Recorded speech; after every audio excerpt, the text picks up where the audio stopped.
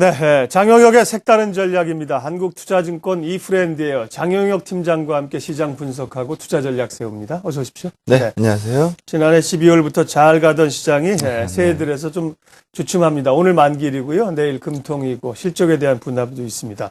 21선까지 이제 내려와 있네요. 향후 흐름은 어떻게 보세요? 우선 좀 아쉬운 부분이긴 한데 네. 타이밍이 좀 안 좋았었던 것 같아요.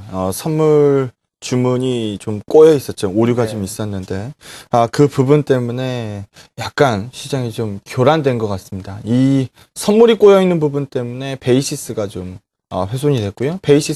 시장 베이시스가 움직이면서 이론 베이시스와의 격차를 줄였죠. 괴리도가 줄었습니다. 괴리도가 줄면 프로그램 매도가 나갈 가능성이 굉장히 높고요. 오늘 옵션 만기일 거래세, 그러니까 국가지방계정에 거래세를 부과한 이후 첫 번째 맞는 옵션 만기일입니다. 그래서 타이밍상으로 봤을 때 왜 하필 요때 이렇게 선물 주문이 꼬였을까라는 아쉬움이 좀 남네요. 시장 얘기를 한번 해보도록 하겠습니다. 반쪽짜리 협상이든 뭐든 간에 재정절벽 협상 얘기가 나오고 나서 일단 위험 선호도 쪽으로 증가한 거는 맞습니다. 이 부분을 부인하기는 어려울 것 같고요. 시장이 뭐 한시적인 안정이고 뭐 추가적으로 부채 한도 상향이라든지 뭐 이런 부분들 시끄러울 거다 이런 얘기도 굉장히 많이 나오고 있는 상황인데, 그러면은 대표적인 안전자산 가격은 어떻게 움직였는지 그거부터 보고 시작하도록 하겠습니다. 자료 보시면은요. 제 기준으로 봤을 때 지금 시장에서 키 차트입니다. 가장 중요한 차트라고 보여지는데요. 미국의 10년물 국채수요. 네, 대표적인 안전자산의 대표격이죠. 안전자산의 대표격이죠. 보시는 것처럼 밑으로 좀 여기서 먼저 말씀드릴 부분은 간혹 모르시는 분들이 있을 수도 있으니까, 국채 수익률 가격이 빠진다는 거는 국채 가격이 오른다는 걸 의미하고요. 국채 수익률 가격이 오른 거는 국채 가격이 빠졌다라는 걸 의미합니다. 최근에 미국의 10년물 대표적인 안전자산의 국채 수익률 가격 추이를 보시게 되면 올랐죠. 가격이 밀렸다는 얘기입니다.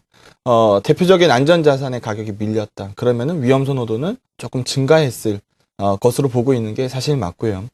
시원하게 못 뚫어준 건 맞습니다. 선을 그어는 부분에서 뚫고 올라가지 못하고 다시 좀 약화됐죠. 시장에서 일단 밑으로 반영될 때는 한 1.55달러 정도, 1.55% 정도 가는 것 같고, 위로 움직이면은 한 1.9% 정도 오는 것 같습니다. 그래서 시장에서 일단 바깥쪽으로 벗어나는 미국의 10년물 국채 가격을 본다라고 하면 시장이 한 단계 업그레이드 될 것 같습니다.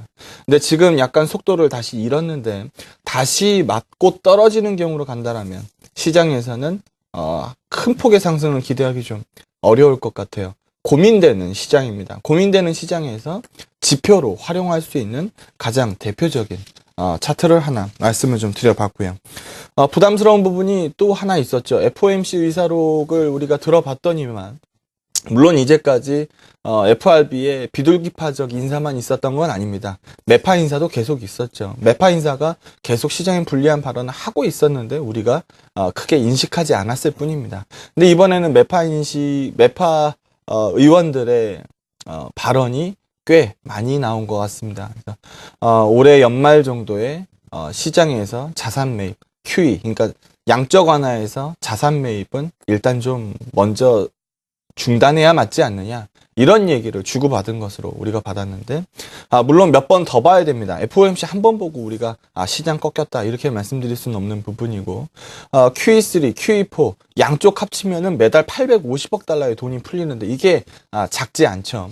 이제까지 시장이 가장 강하게 오를 수 있었던 가장 큰 원인은 견조한 중앙은행의 의지입니다. 이런 부분들이 돌아섰다라고 보긴 좀 어렵기 때문에 신경 쓰이는 이슈인 거는 맞습니다만, 요걸 가지고 너무 과대 해석하기는 어렵다. 지금 현재 미국의 실업률이 7.8%입니다. 연말 가면은 7% 아래로 갈 것 같다. 그러면 우리 자산 매입을 좀 중단해야 되는 거 아니냐, 이런 얘기를 주고받은 것으로 보여지는데, 굉장히 낙관적인 시나리오를 쓴 것 같고요. 설사 그게 현실화 된다라고 하면은 실업률이 7% 밑으로 떨어지는 경기 상황 호조도 마찬가지로 오게 됩니다. 그런 부분들. 통상적으로 과거에도 보게 되면은 금리가 인상되는, 주식시장과 금리는 역관계죠. 금리가 올라가면 주식시장이 약간 불리하게 보는 게 맞습니다. 근데 이제까지 경험으로 보게 되면은 금리 인상 초입 부분에서는 시장이 빠집니다. 근데 나중에는 경기가 좋아서 금리를 올리고 있다라는 인식 때문에 시장이 같이 오르죠. 이번에도 마찬가지입니다. 지금 돈을 굉장히 많이 풀어놨기 때문에 향후의 충격은 불가피할 겁니다. 그 불가피한 충격 자체를 지금 당장 걱정하는 것보다는 조금 더 쳐다보고 나중에 생각할 문제로 좀 가져가는 게 맞지 않겠느냐. 미국의 10년물, 미국 10년물 국채 수익률 가격 보시면서 시장의 무게 조절을 좀 하시는 게 좋아 보입니다. 네. 기조적으로는 이제 강세 기조 마인드를 가지고 계시고요. 숨고르기 조금 주춤하는 과정에서 지금 미국의 10년물 채권 수익률 방향을 보자고 하셨습니다. 당장 오늘 이제 옵션 만기입니다. 영향력은 어떻게 보세요? 물론 부담이 있죠. 네, 뭐 초반에 말씀드린 것처럼 선물 주문이 꼬인 부분 때문에 베이시스 건드렸고 괴리도 건드렸고 어제도 그랬고 그제도 그랬고 실제로 매물이 나오더라는 겁니다. 잔고 부담 6조 원 이상 되고 있는 것, 뭐 지난주 방송에서도 말씀드렸듯이 통상적으로 연초 증시에서는 프로그램이 또 풀리더라, 뭐 이런 부분들도 부담인 건 맞죠. 증권 계정에서 구축한 컨버전, 그러니까 물량화 될 수 있는 컨버전만 5천억이 넘는다라고 합니다.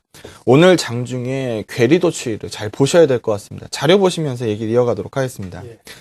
어디가 많이 쌓아놨느냐라는 부분에서는 뭐 당연 외국인이죠. 작년 8월 이후서부터 수치를 보고 계십니다. 12월 이후, 그러니까 지금 만기를 얼마 앞두지 않고 그때 움직임만 보게 되면은 뭐 당연 돋보이는 건 외국인이고요. 또 하나 눈에 띄는 구석이 있죠. 금융투자 계정입니다. 뭐 과거에 증권 계정이죠. 이런 쪽들도 물량을 좀 들고 있습니다. 이제까지 경험으로 봤을 때 요걸 잘 보시면 좋을 것 같아요. 시장 베이시스 괴리차를 한번 보시게 되면요. 요 부분입니다. 좀 괴리차가 0으로 간다니까, 이론 베이시스와 시장 베이시스의 격차가 없다라는 쪽으로 가게 되면은 괴리도가 이제 죽는 구간이죠. 요 구간에서 보시게 되면은 이 흐름 이후에 국가 차익, 프로그램 매도가 실제로 많이 쏟아지더라. 그러면은 괴리도 마이너스면은, 괴리도 음수 전환이면은 일단 좀 나온다라고 보는 게 맞겠다라는 거죠. 전일의 베이시스 괴리도 종가가 0.11p입니다. 턱걸이하고 있는 상황이기 때문에 오늘 시장에서 괴리도 잘 보셔야 될 것 같습니다. 또 과거 추이를 통해서 한번 보게 되면은 심화되는 구간이 있더라. 순차익 거래가 크게 감소하는, 그러니까 심화되는 구간이 있더라. 근데 그 선을 정해보니까 괴리도가 마이너스 0.5p더라. 이 부분입니다. 여기도 마찬가지로 보셔야 될 것 같아요. 그러면 어제 괴리도가 0.11p에 끝났는데 오늘 시장에서 괴리도가 장중에 크게 죽는다 라고 하면은 물량 부담은 기정사실화 하시는 게 맞습니다. 그래서 이런 부분들 생각을 좀 하실 필요가 좀 있어 보이고요. 과거부터 1월 달에 옵션 만기일에는 차익 거래 매도가 늘상 나오더라라는 계절성도 있고요. 연초의 프로그램 1월 달 파란색만 한번 보신다 하더라도 LTR로 풀린 작년 제외하고 대부분 매도되는 시점이 많았습니다. 그러면 이렇게 봐도 저렇게 봐도 이번 만기일은 약간 물량이 나온다라고 보는 게 맞겠구나라는 쪽으로 보시는 게 좋을 것 같아요. 일단 기준선으로 제시했던 현물 기준 2000p, 선물 기준 266p도 하회하고 있습니다. 회복되는 속도에 따라서 강세론 복귀를 좀 계산하시는 게 좋을 것 같습니다. 예. 그 선물의 대규모 매수 주문 실수가 있었던 게 1월 7일인데요. 8일 날 외국인이 14,000계약을 선물을 털었고 어제 2,300계약이니까 털린 규모가 조금 적다고 봐야죠. 오늘 좀 더 부담이 있을 거란 얘기가 있습니다. 예, 마지막으로 어쨌든 뭐 만기일은 한 달에 한 번씩 지나가는 겁니다. 네. 그리고 이제 이후 시장 대응이 중요한데요. 전략과 함께 종목 전략 좀 주십시오. 네, 삼성전자 잠정 실적 발표 보셨을 겁니다. 대단한 기업이죠. 작년 기준으로 29조를 영업이익을 쌓았더라고요. 시가총액이 전일 기준으로 220조입니다. 비싼가? 라는 부분에 대해서 생각해 본다라면은 아니다. 아직 비싸지 않다라는 생각이 들죠. 빠져도 150만 원입니다. 지금 우리가 마지노선으로 61선 140만 원 정도 생각하시면 될 것 같아요. 삼성전자 강세 의견 지속하도록 하겠습니다.